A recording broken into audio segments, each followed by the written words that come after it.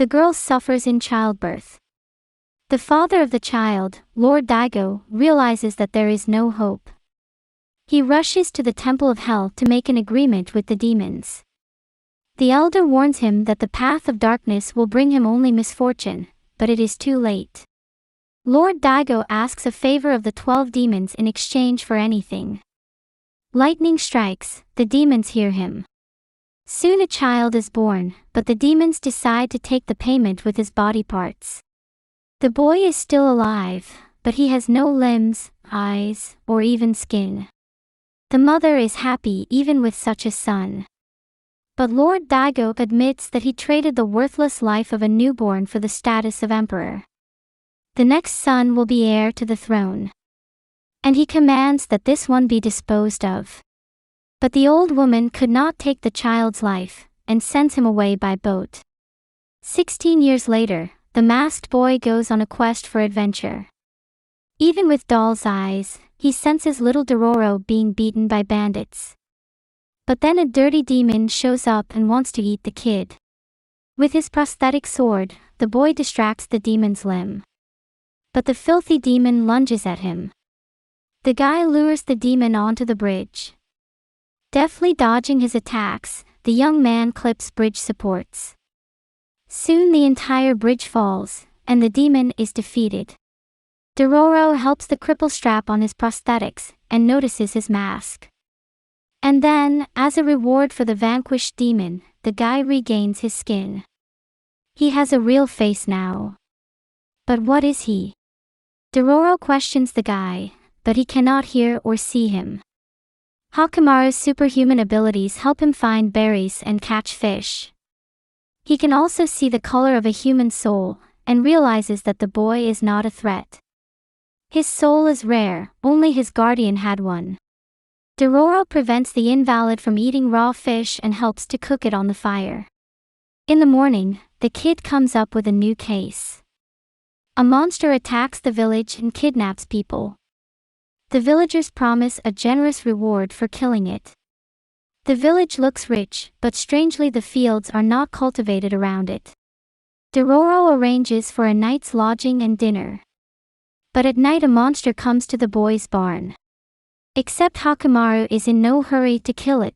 Does he sense something? The monster quietly walks away. In the morning, the head of the village wants to see the hunters. She can't use her legs, and she's pretty as hell. And then the cutie recognizes the guy. Hakumaru pulls out his katana, and is about to finish off the beauty. But the villagers stop the grief hunters and lock them in a barn. A blind monk is already sitting there. He too hunted the monster, but was captured. The monk sees souls, as does Hakumaru. And then the hunters sense something. Hakumaru finds a hidden well and runs to the sleeping beauty. The monk senses her bloody aura. Then the girl transforms into a demon and attacks Hakumaru. But the guy feels no pain. The villagers interfere with the hunter and let the demon get away. They knew who the real monster was, but they didn't want to get rid of him. In the forest, the monster attacks the guy with a bamboo, and then a familiar creature appears. Hakumaru strikes the distracted demon with his katana. The sinister girl realizes that the guy has come for his body parts, and receives a controlling blow with the katana. The avenged creature evaporates, and nearby Dororo finds a buried gold coins. The villagers say it was the first traveler to be fed to the monster. They fed the demon and took the traveler's money. The villagers only wanted to get rid of the tricked spirits. The cripple writes his name, Hakumaru, in the sand. A blind monk remembers seeing him as a baby on the river.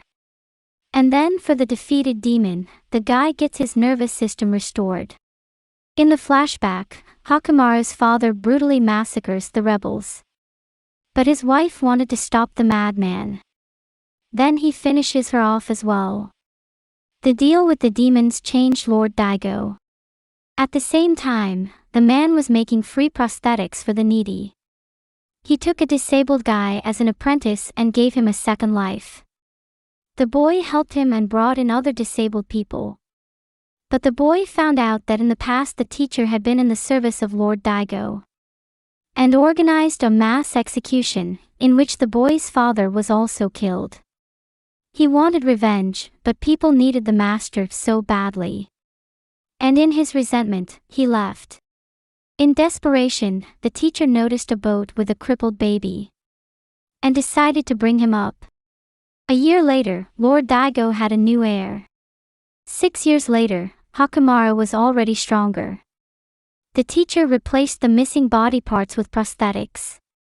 The boy had amazing strength, but it attracted evil demons.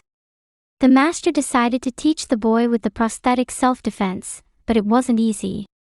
At the time, Lord Daigo's heir was learning martial arts with ease. But over the years, Hakumaru became more skilled and began to kill monsters. The teacher feared he had raised a butcher. But one day the boy killed a demon and was rewarded with a regenerated leg. The teacher realized that Hakumaru had been robbed of his body parts as a result of some deal with demons. So he made him prosthetic combat gear with built-in katanas. Hakumaru went on a journey to fight demons. The monk also guessed that someone made a deal with the demons, paying with this young man's body. And now the guy has to kill demons to get his body parts back. Hakumaru has already got a leg and a nervous system, and for the first time he feels pain. A deaf guy stands in the rain, and a girl spots him from behind. Her rich clothes and manners of speech betray her as an upper-class woman. She prays for her brother to return from the war. And then the wounded man appears. Is it him? Hakumaru immediately runs off to find the assailant. Not far away he notices a bloody massacre. And then he is attacked by a gray-haired samurai. But why did he do it? His sword was out for blood. It is a cursed sword that makes its owner kill the living. And Hakumaru may be next. He parries blow after blow. But the killsman drives him to the edge of the cliff and pierces his leg, but he didn't know it was a prosthetic. With his sword missing, the fighter falls off the cliff. But the prosthesis has fallen too, and Dororo decides to find it. He wants to pull the sword out and grips the hilt. But then demons take over his mind. The girl recognizes in the lying samurai her missing brother. She is glad to see him back, but her brother is awake and looking for the sword. The girl realizes who really caused the massacre. In the flashback, the samurai didn't want to kill an innocent man. But the commander slipped him the cursed sword, and the samurai executed the innocent against his will. Legend has it that the more blood this sword absorbs, the sharper it becomes. To test it, the commander forces the samurai to kill all innocent prisoners. But the sword wants more, and receives the blood of the commander and the entire squad, but even that is not enough. The sister begs the samurai brother to stay, but he pushes the girl away. The sword calls out to him. Dororo is hailed by the good wayfarers, but he strikes them with his cursed sword. Luckily he misses. He doesn't let the sword take full control. Hakumaru threatens Dororo with a katana, but the kid runs away. After several blows, Hakumaru knocks the sword out of his hands. But the blade is immediately taken by the gray-haired samurai and begins the battle. The girl begs for mercy, but Hakumaru does not hear and splits the madman along with his sword. For defeating the demonic katana, the main character regains his ears and hearing. Hakumaru is frightened by the new sense and can't get his bearings. But he can finally hear Dororo. Then a mate knits him an ear patch. But with that girlish look, it will be hard to get new contracts. And then a winged demon flies out of the darkness. Hakumaru exposes his blades and prepares for another fight. And the bird comes in for a second round. It knocks Hakumaru down over and over again. The guy is distracted by the monster's howls. Eventually the demon grabs him. Can the guy defeat it this time? In the Hell Temple, one demon is cracked for each victory by Hakumaru. The father realizes that the cursed son is alive and orders people to find him.